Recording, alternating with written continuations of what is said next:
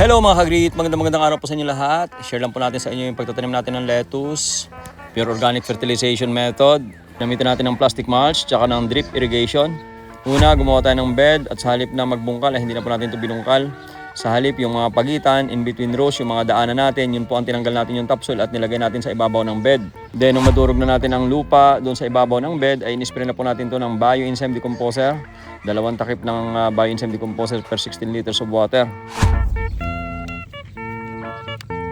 Then, nag-install na po tayo ng ating drip irrigation para po doon sa mga gustong matutong mag-install ng drip irrigation. Meron po tayong separate video po para dyan. Then, saka natin nilatagan ng plastic mulch. Ang plastic mulch po is para ito doon sa mga damo. Hindi na po tayo magdadamo.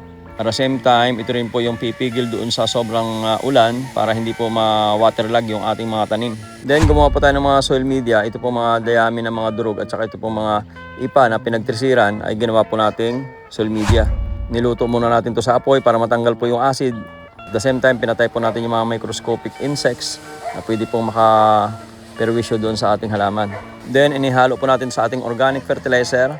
2:1, meaning to say, 2 sako ng ipa na niluto, tapos 1 sako po ng organic fertilizer. Then, nung lumamig, ipinaghalo. Then, inilagay po natin sa mga butas, tigi 1 dakot po bawat butas. Inasan natin ng tubig na binabara ng organic fertilizer. Then, saka tayo nag-transplant itong ating mga lettuce.